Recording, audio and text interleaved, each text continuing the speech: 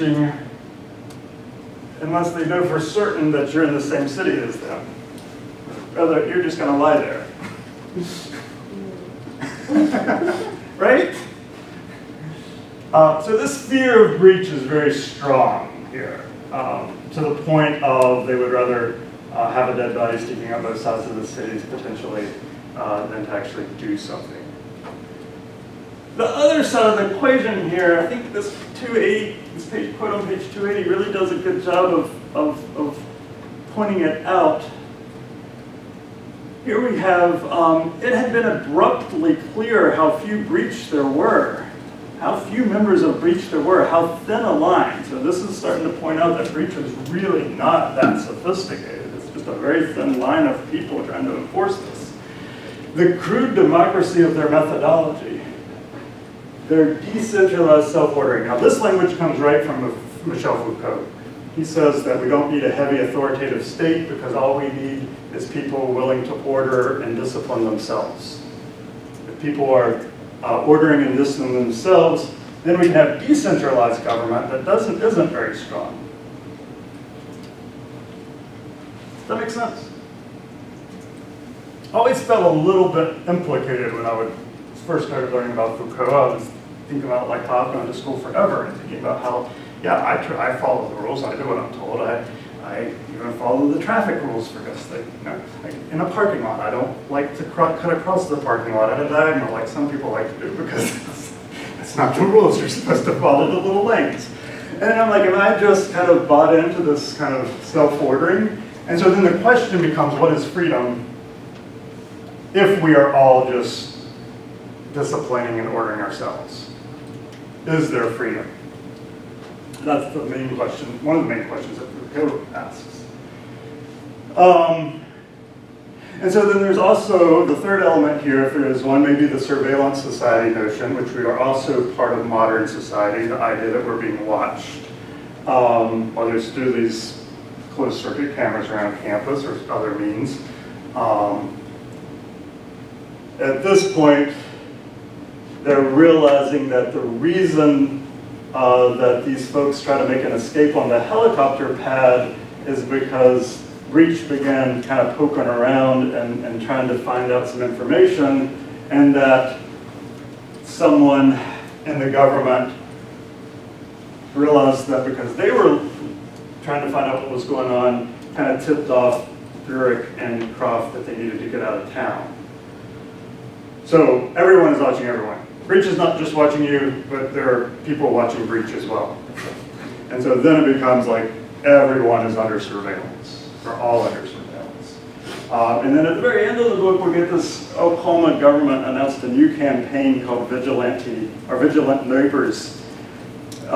Neighborliness, referring both to the people next door, what were they doing, and to the connected city, see how important borders are.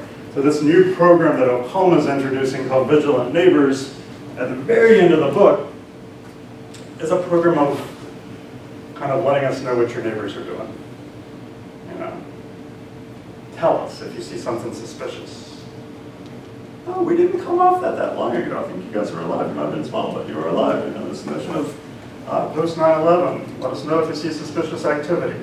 Notify the authorities if you see people, and there were lots of that. And unfortunately, it amounted a lot of times to racial profiling, and Muslim folks are being profiled constantly. But this is not that different than some of the kind of inform, tell us what's going on kind of programs that are often enacted in kind of situations where they think things are under threat. So everyone's watching everyone.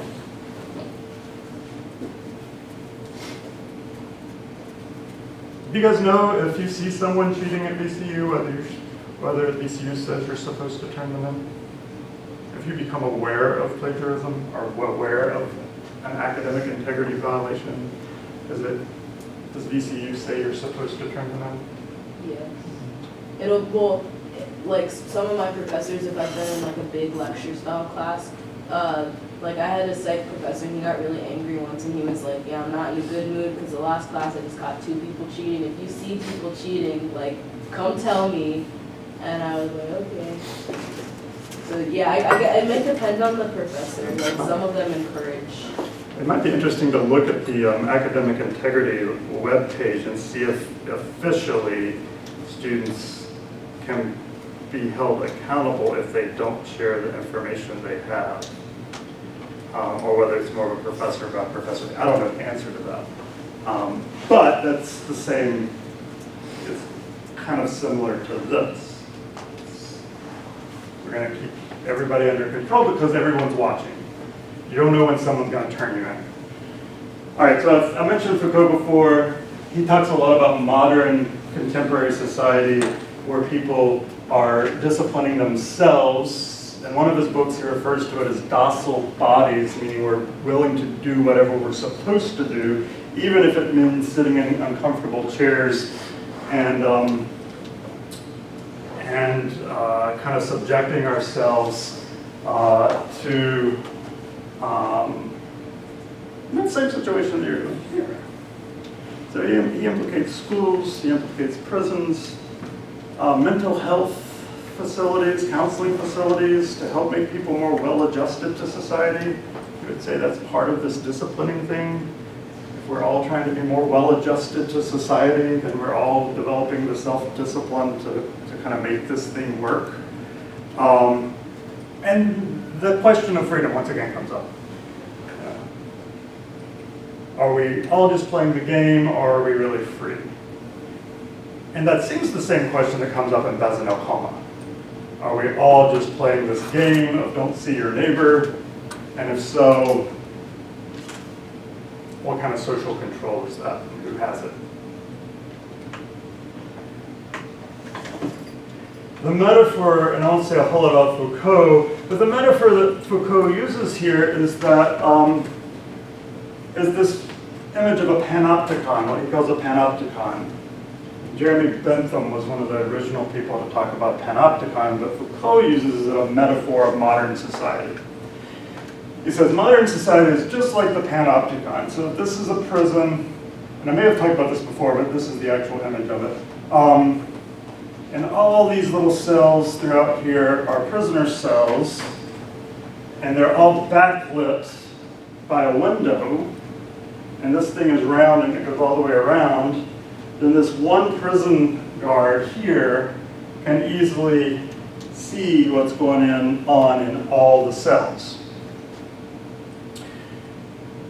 Thus, it doesn't, so all these people are aware that they're being watched. So because they're aware they're being watched, they're going to control what they do and discipline themselves and regulate with themselves. They don't want to appear to be doing anything wrong. That's the idea here. To the point where it doesn't matter whether anyone's in the tower or not.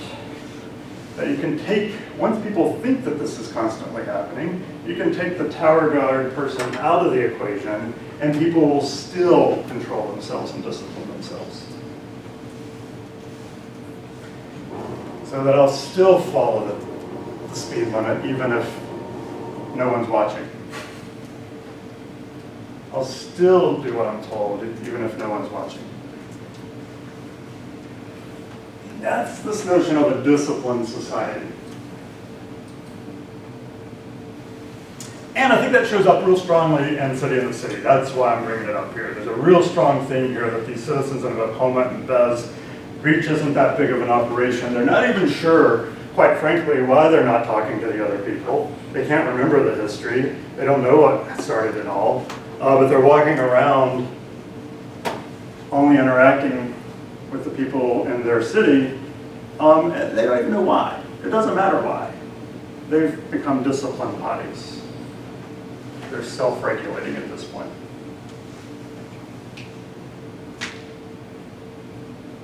Maybe, some of the separation we have currently is similar. The segregation. We don't even know why we're kind of segregating ourselves to certain people and not other people. But the norms and the discipline's already there. The maps you guys did, I'm just going to say a real quick thing. You may remember that there was one observation journal where you kind of filled out these maps based on where you move around on campus and kind of where your center of activities are. And most people made a lot of notes in these areas. This little corner here, very few people in any of my classes, maybe a few, had any activity on the, what would this be, the west? Yes, the east side of Broad, the kind of the southeast side of Broad, not southeast, northeast side of Broad. Southeast. Northeast side of Broad. Nobody had much going on here. So that means that we've created some kind of border. And it's not a physical border because it's just as easy to cross the street here as it is anywhere else on the map. But there's been some border that keeps people from going over here. Maybe there's just no reason to go over there. We're not, the CVS is here, right? The CVS is on this corner. But it becomes a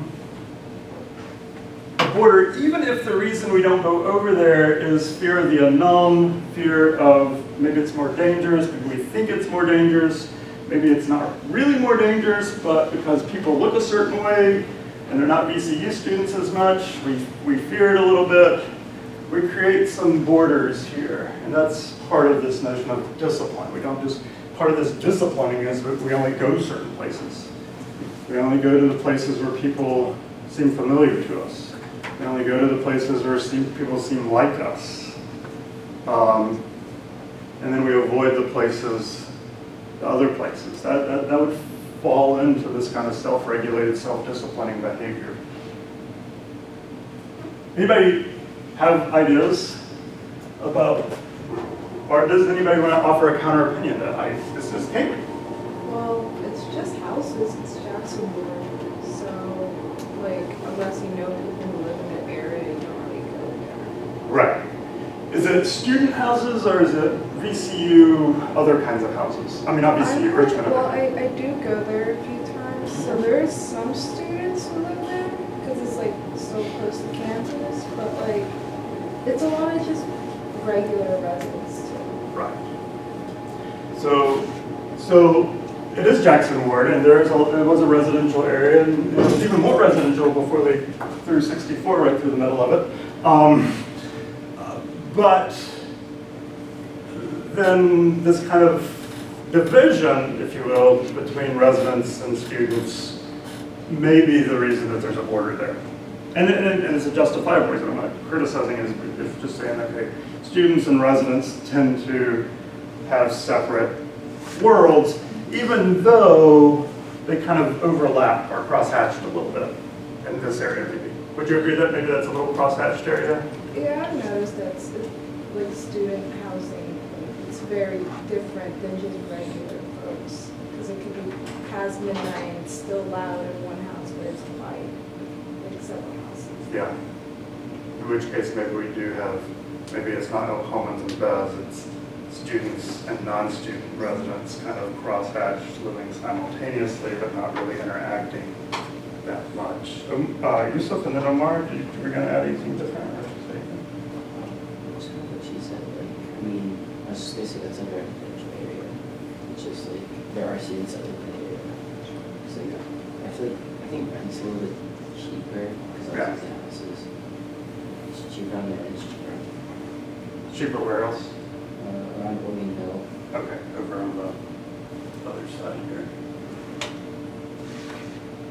Okay, so with that, so then that kind of brings up another question of affordability.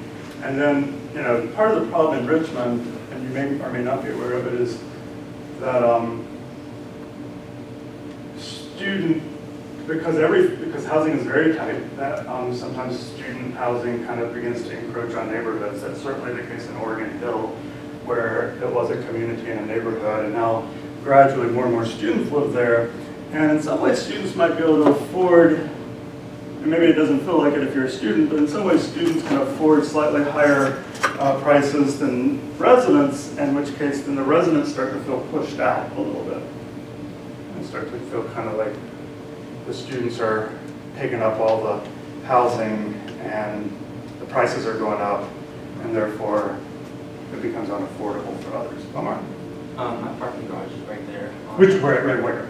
On West Marshall Street. Where's West Marshall Street? The top right, where you said CVS So is. It's above Broad Street. Yeah.